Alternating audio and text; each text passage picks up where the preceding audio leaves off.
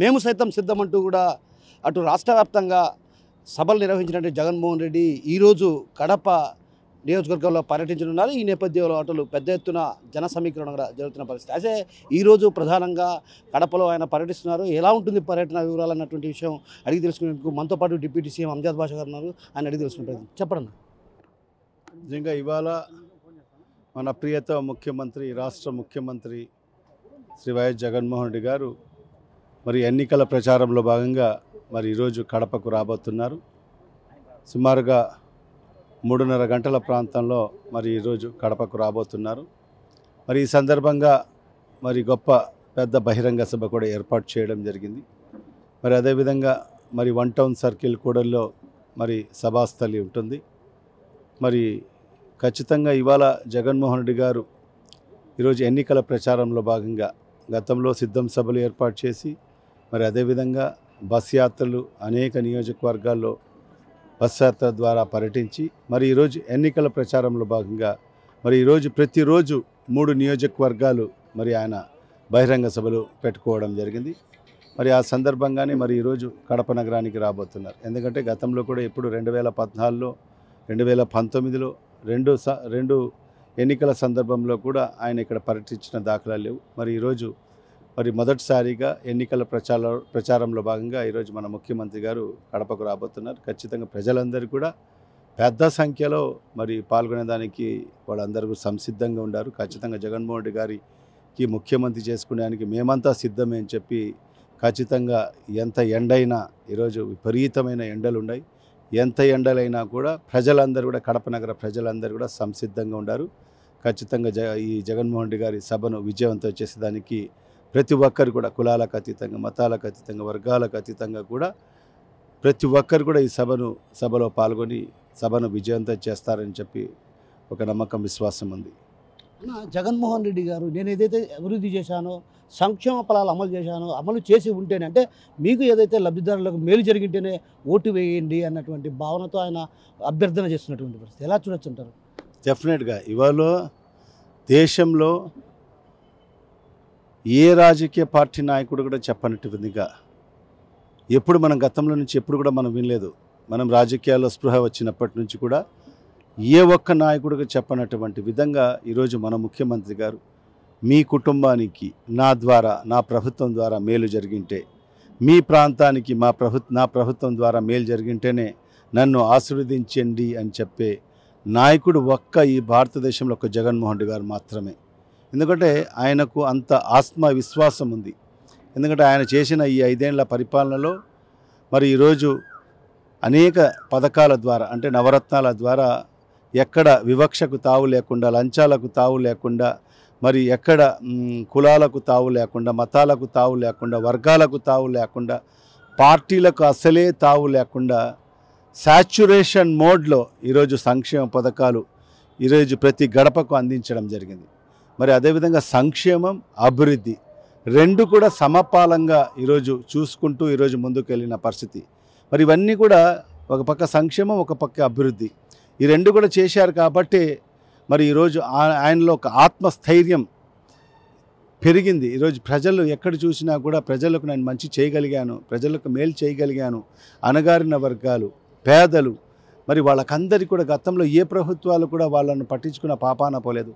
మరి అలాంటి వర్గ ప్రజలకందరికీ కూడా ఈరోజు నేను ప్రభుత్వం ద్వారా అనేక పథకాల ద్వారా వాళ్ళకందరికీ కూడా ఆర్థికంగా మరి వాళ్ళందరూ కూడా నిలదొక్కుకోని కోసము వాళ్ళు ఆర్థికంగా పరిపుష్టి సాధించే దిశలో మరి ఈ ప్రభుత్వం పనిచేసిందని చెప్పి పూర్తిగా నమ్మిన వ్యక్తి మన ముఖ్యమంత్రి జగన్మోహన్ రెడ్డి గారు. మరి ఆ దిశలోనే ఖచ్చితంగా ఈరోజు మేము సంక్షేమం చేశాం, అభివృద్ధి కూడా చేశాం. ఖచ్చితంగా ఈ రెండు రేపు మన భవిష్యత్తుకు పునాదులు అని చెప్పి నమ్మిన వ్యక్తి జగన్మోహన్ రెడ్డి గారు. మరి ఆ దిశలోనే మరి ఇన్ని మంచి కార్యక్రమాలు చేశారు కాబట్టి ప్రజలు నాతోనే ఉండారు, ప్రజలు ఖచ్చితంగా నాకు అండగా ఉంటారు అని ఒక ఆత్మవిశ్వాసం జగన్మోహన్ రెడ్డి గారిలో. మరి అందుకే ఆ మాట గతంలో ఇప్పుడు మీరు కూడా చూడొచ్చు, ఈరోజు ఉండే రాజకీయ నాయకుల్లో ఏ ఒక్కడైనా మీ ప్రాంతానికి నేను ముఖ్యమంత్రి చంద్రబాబు నాయుడు ఉన్నాడు, 14 ఏళ్ళు ముఖ్యమంత్రిగా పనిచేశాడు, ఈ మాట అనగలడా? నేను 14 ఏళ్ళు ముఖ్యమంత్రిగా పనిచేసి మీ ప్రాంతానికి మేలు చేశాను, మీ కుటుంబానికి నేను ఫలానా కార్యక్రమం ద్వారా మీ కుటుంబాలకు మేలు చేశాను, మరొక్కసారి నన్ను ఓటు వేసి గెలిపించండి అని చెప్పి దమ్ము కానీ ధైర్యం కానీ చంద్రబాబు నాయుడుకు ఉందా? లేదు. ఎందుకంటే ఏ పొద్దు కూడా ఆయన ప్రజల గురించి ఆలోచన చేయలే, పేద ప్రజల గురించి ఆలోచన చేయలే. మరి ఈరోజు జగన్మోహన్ రెడ్డి గారు మరి నెగ్లెక్టెడ్ సెక్టార్ అయిన ఈ ప్రజలకు మరి ఈరోజు నవరత్నాల రూపంలో వాళ్ళకందరికీ కూడా మేలు చేసిన పరిస్థితి. మరి అదే తరహాలో అభివృద్ధి కార్యక్రమాలు కూడా ఈరోజు రాష్ట్ర వ్యాప్తంగా కానీ నియోజకవర్గ స్థాయిలో కూడా దానికి ఉదాహరణ మన కడప నగరమే. నిజంగా దశాబ్దాలుగా వెనుకబడిన ప్రాంతం మన వైఎస్ఆర్ జిల్లా, మరీ ముఖ్యంగా కడప నగరం డిస్ట్రిక్ట్ హెడ్ క్వార్టర్. ఇది అభివృద్ధికి నోచుకోలేదు. గతంలో రాజశేఖర రెడ్డి గారు ముఖ్యమంత్రిగా ఉన్న సందర్భంలోనే మరి అంతో ఇంతో అభివృద్ధి చేసుకోగలిగాం. మరి ఎందుకంటే గతంలో కూడా కాంగ్రెస్ ప్రభుత్వాలు ఉన్నప్పుడు కూడా రాజశేఖర రెడ్డి గారు కాంగ్రెస్లో ఉన్నా కూడా వర్గ పోరాటం. మరి ఆనాడు రాజశేఖర రెడ్డి గారు ఈ ప్రాంతవాసిగా మరి ఈ ప్రాంతానికి రిప్రజెంటేటివ్గా ఉండడం వలన మరి ఆనాడు కాంగ్రెస్ పార్టీ పాలకులు కూడా మరి అనేక మంది ముఖ్యమంత్రులు అయ్యారు కాంగ్రెస్ పార్టీలో. చెన్నారెడ్డి కానివ్వండి, జనార్దన్ రెడ్డి కానివ్వండి, విజయభాస్కర్ రెడ్డి కానివ్వండి, వీళ్ళందరూ కూడా ఈ ప్రాంతాన్ని అభివృద్ధి చేయకూడదు, ఎందుకంటే ఈ ప్రాంతం నుంచి రాజశేఖర రెడ్డి గారు రిప్రజెంట్ చేయడం జరుగుతుంది. మరి ఏదైతే అభివృద్ధి జరిగితే మరి ఆ క్రెడిట్ అంతా కూడా రాజశేఖర రెడ్డి గారికి వెళ్తుందని చెప్పి మరి ఆ రోజు ఈ ప్రాంతానికి పూర్తిగా నిర్లక్ష్యం చేసిన పరిస్థితి. మరి తర్వాత రాజశేఖర రెడ్డి గారు ముఖ్యమంత్రి అయిన తర్వాతనే మరి ఈ ప్రాంతం మరి అభివృద్ధి చేసుకోవడం జరిగింది. తర్వాత ఆయన మరణాంతరం ఆ అభివృద్ధి కూడా కుంటుపడింది. మరి ఎక్కడి వేసిన గొంగులు అక్కడ ఉండిన పరిస్థితి. ఎందుకంటే తర్వాత వచ్చిన రోషయ్య గారు కానివ్వండి, కిరణ్ కుమార్ రెడ్డి కానివ్వండి, తర్వాత 5 ఏళ్ళు పాలించిన చంద్రబాబు నాయుడు కూడా పూర్తిగా ఈ జిల్లాను, ఈ నగరాన్ని విస్మరించిన పరిస్థితి. మరి ఈరోజు మరొక్కసారి ఆ భగవంతుడు అవకాశం కల్పించాడు. ఈ రాష్ట్ర ప్రజలందరూ కూడా మరి ఈ జిల్లా ప్రజలందరూ కూడా మూకుమ్మడిగా ఈరోజు జగన్మోహన్ రెడ్డి గారిని ముఖ్యమంత్రి చేసుకోవడం జరిగింది. తద్వారా ఈరోజు ఈ జిల్లా అన్ని విధాలుగా అభివృద్ధి పదంలోకి ముందుకు నడుస్తుంది. ఈరోజు కడప నగరంలో సుమారుగా 2000 పైచిలకు కోట్లతో ఈరోజు కడప నగరంలో అభివృద్ధి కార్యక్రమాలు జరుగుతున్నాయి. బహుశా ఎప్పుడు ఈ 76 సంవత్సరాల చరిత్రలు ఎప్పుడు జరగలేదు. మరి ఈరోజు అభివృద్ధి చేశాం, సంక్షేమం చేశాం. మరి ఈ రెండే మరి రేపు మా విజయానికి సోపానం అని చెప్పి కూడా మేము భావిస్తున్నాము. అందుకే ఈరోజు జగన్మోహన్ రెడ్డి గారు కూడా నిర్భయంగా ఈరోజు చెప్పగలుగుతున్నాడు.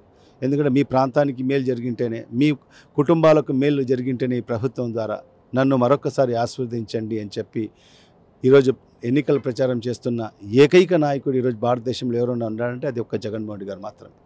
మేనిఫెస్టో చూసుకుంటే అసలు ఆకర్షితంగా లేదు ప్రజలకు అన్నటువంటి భావన ఒకవైపు వ్యక్తం చేస్తుంది. మరోవైపు ఏదైతే జగన్మోహన్ రెడ్డి గారు ప్రత్యేకించి ఏం చెప్తున్నారంటే, నేను ఏదైతే అమలు చేయగలనో నా శక్తికి మించి హామీలు ఇవ్వలేను అన్నటువంటి భావన ఆయన వ్యక్తం చేస్తారు. ఎలా చూడొచ్చు అంటారు? ఎస్, డెఫినెట్గా.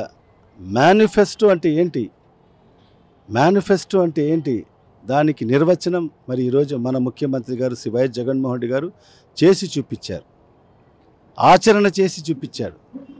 ఈ 76 సంవత్సరాల భారతదేశ చరిత్రలో మరి అనేక రాజకీయ పార్టీలు ఎన్నికల సందర్భంలో పేజీల బుక్కులు మేనిఫెస్టో రిలీజ్ చేసేవాళ్ళు.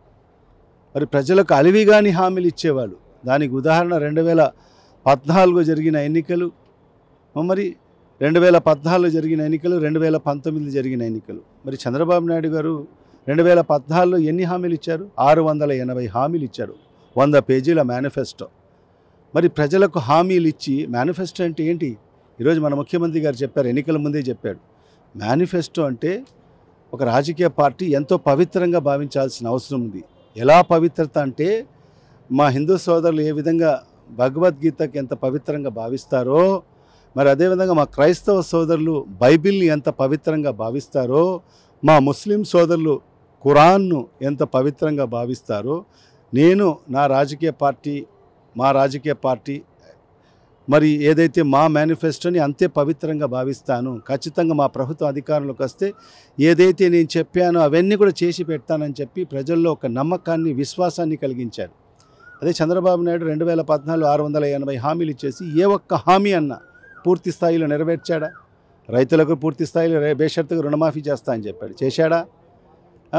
మీరు మీ బంగారు రుణాలన్నీ కూడా మాఫీ చేస్తానన్నాడు. మీ బంగారు రుణాలన్నీ కూడా ఇంటికి తీసుకొచ్చి ఇస్తా అని చెప్పాడు. ఎవరికైనా ఒక గ్రామ్ బంగారం అన్న ఇంటికి చేరిందా? వాళ్ళ బంగారం ఇంటికి చేరకపోగా మరి వాళ్లకు బ్యాంకు నుంచి నోటీసులు వచ్చాయి, మీ బంగారాన్ని వేలం వేస్తున్నామని చెప్పి. మరి అదే పరిస్థితుల్లో నిరుద్యోగులకు అందరికీ కూడా నిరుద్యోగ భృతి ఇస్తా అని చెప్పాడు, ఇంటికి ఒక ఉద్యోగం ఇస్తా అని చెప్పాడు. ఎవరికైనా ఇచ్చాడా? ఉద్యోగాలు ఇచ్చాడా? నిరుద్యోగ భృతి ఇచ్చాడా? మరి అదేవిధంగా డ్వాక్రా అక్క చెల్లెమ్మలకు అందరికీ కూడా బేషరతుగా మీ రుణమాఫీ చేస్తా అని చెప్పాడు, చేశాడా?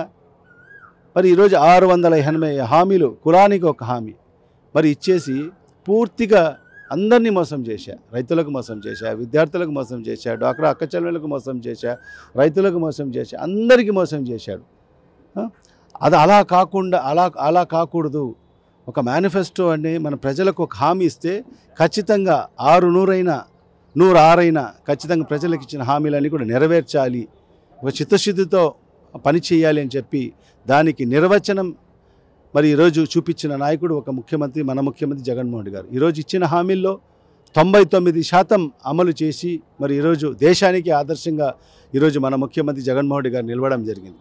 ఒక మేనిఫెస్టో ఇచ్చిన తర్వాత, మాట ఇచ్చిన తర్వాత ప్రజలకు మరి ఈరోజు కరోనా కష్టకాలం వచ్చిన మరి ఆ కష్టకాలంలో కూడా ఎక్కడ ఒక సంక్షేమ పథకం ఆపకోకుండా ఈరోజు సంక్షేమం అభివృద్ధి రెండు కూడా సమపాలంగా చూసుకుంటూ ఈరోజు పరిపాలన కొనసాగిస్తూ మరి ఈరోజు అందుకే జగన్మోహన్ రెడ్డి గారు ఒకటే మాట చెప్తారు, చెప్పే ముందు ఆలోచన చేస్తా కానీ చెప్పిన తర్వాత వెనకడుగు వేసే మనస్తత్వం నాది కాదు.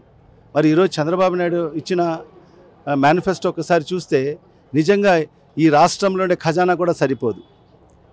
ఈ రాష్ట్రంలోనే ఏదైతే 2,40,50,00,000 రూపాయలు ఏదైతే ప్రతి ఏటా బడ్జెట్ ఉంటుందో అది కూడా సరిపోదు.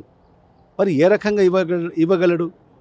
ఈరోజు ప్రజలకు ఊరికి మభ్య పెట్టేదానికోసం, ఈరోజు ప్రజల్ని బ్లఫ్ చేసేదానికోసం ఏదో ఒక రకంగా అలవిగాని హామీలు ఇచ్చి అసత్యాలు మాట్లాడి ఏదో ఒక రకంగా ఆ పదవిలో కూర్చోవాలి అనే ఆకాంక్ష తప్ప ప్రజలకు మేలు చేయాలి, నేను ఏదైనా ఒక మాట ఇస్తే ఆ మాటకు కట్టబడి రేపు అధికారంలోకి వచ్చిన తర్వాత ఆ పని చెయ్యాలి అని చెప్పి ఏ క్వశ్చన్ ఆలోచించడం లేదు చంద్రబాబు నాయుడు. అందుకే ఈరోజు ప్రజలు జగన్మోహన్ రెడ్డి గారు ఆయన క్లియర్ కట్గా చెప్పారు, నా మేనిఫెస్టో ఏదైతే గతంలో ఉందో దాన్నే నేను కొనసాగిస్తున్నాను, దాంట్లో కొన్ని మార్పులు చేశాను అని చెప్పి స్వయంగా ఆయనే చెప్పారు.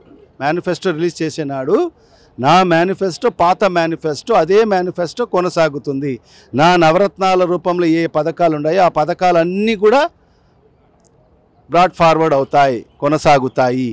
కొన్ని పథకాలలో కొన్ని స్లైట్ చేంజెస్ ఉన్నాయి, మార్పులు చేర్పులు ఉన్నాయి. దాంట్లో పెన్షన్ మనం 3,000 రూపాయలు ఏదైతే చెప్పామో దశల వారీగా పెంచుకుంటూ 3,000 చేశామో మరి ఆ 3,000 పెన్షన్ని దశల వారీగా పెంచుకుంటూ 3,500 రూపాయలు చేస్తానని చెప్పి ఒక హామీ ఇవ్వడం జరిగింది. మరి అదేవిధంగా రైతు భరోసా గతంలో ఎన్నికల ముందు 12,500 రూపాయలు మాత్రమే ఇస్తానని చెప్పి మరి అధికారంలోకి వచ్చిన తర్వాత దానికన్నా మిన్నగా 13,500 రూపాయలు ప్రతి ఏటా రైతు భరోసా కింద ఇవ్వడం జరుగుతుంది. మరి అదే రైతు భరోసాని ఈరోజు 16,000 రూపాయలకు ప్రతి రైతుకు ఇవ్వడం జరుగుతుంది, అది పెంచడం జరిగింది. మరి అదే కాకుండా ఈరోజు ఏదైతే అమ్మఒడి పథకం ఈరోజు ప్రతి తల్లికి 15,000 రూపాయలు ఇవ్వడం జరుగుతుంది. ఆ అమ్మఒడి పథకాన్ని 15,000 నుంచి 17,000 రూపాయలకు పెంచడం జరిగింది. మరి అదేవిధంగా ఆటో మరియు ట్యాక్సీ కార్మికులకు అందరికీ కూడా ప్రతి ఏటా 10,000 రూపాయలు ఇస్తున్నాం. దాంట్లో ఈరోజు ట్రిప్పర్ డ్రైవర్లను, లారీ డ్రైవర్లను కూడా దాంట్లో చేర్చడం జరిగింది. మరి వాళ్ళకు కూడా ఈ వైఎస్ఆర్ వాహన మిత్ర పథకంలో వాళ్ళకు కూడా అందిస్తూ మరి వాళ్ళకందరికీ కూడా ఒక ఏదైతే ఇన్సూరెన్స్ స్కీమ్ కొత్తగా, ఎందుకంటే వాళ్ళు సుదూర ప్రాంతాలు చేస్తుంటారు, ఎక్కడైనా యాక్సిడెంట్ జరిగి మరి ఎక్కడైనా అకాల మరణం చెందితే నిజంగా కుటుంబాలు రోడ్డు పాలు అవుతున్నారు.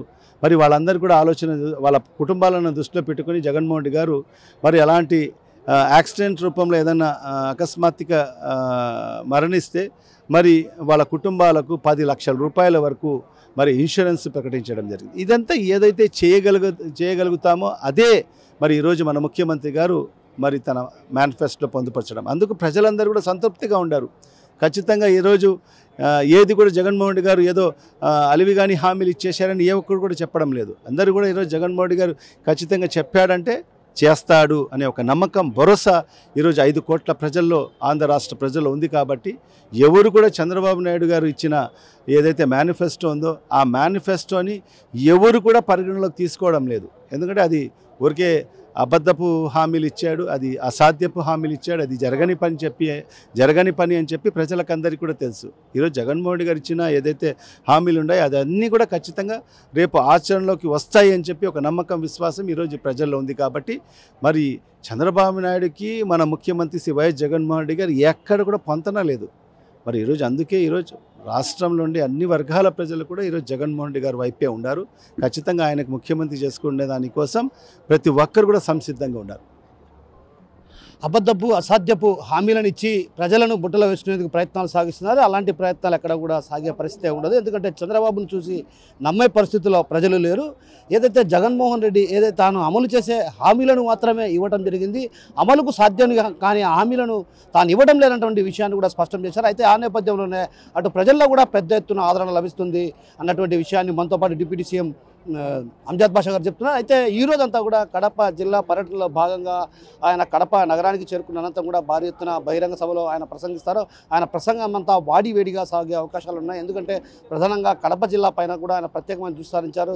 గతంలో అయితే సిద్ధం సభలతో ప్రజలతో భారీ ఎత్తున బహిరంగ సభలు నిర్వహించినటువంటి జగన్మోహన్ రెడ్డి ఈరోజు కడప నగరంలో ప్రత్యేకించి కడప నగరం పైన కూడా కడప నగరంలో చెప్పిన అభివృద్ధి, అదేవిధంగా కడప నగరం పైన ఎలాంటి శ్రద్ధ చూపిస్తున్నటువంటి విషయాన్ని చెప్తూనే మరోవైపు నవరత్నాల పథకాల అమలు తీరు కూడా ఆయన వివరిస్తారు. అదేవిధంగా నేనైతే అమలు చేసే హామీలే ఇస్తానటువంటి విషయాన్ని కూడా ప్రజలకు వివరించి అభ్యర్థించే పరిస్థితి ప్రధానంగా కనిపిస్తుంది. కెమెరా పర్సన్ నాసిరాతో కిషోర్, RTV, కడప నుంచి. నమస్తే అండి. ఇది వ్యాపారం గురించి కాదు, ఓటు గురించి. ఎన్నికల్లో ఓటు వేయడం మన హక్కు మాత్రమే కాదు, కర్తవ్యం. ఎంతో మంది మహా నేతలు శ్రమించి ప్రాణత్యాగం చేసి ఈ అవకాశాన్ని మనకిప్పించారు. అందరూ ఓటు వేద్దాం. ఎందుకంటే ఓటు హక్కు ఊరికే రాదు. నా ఓటు ఎవరికో తెలుసా? అది సీక్రెట్ అండి.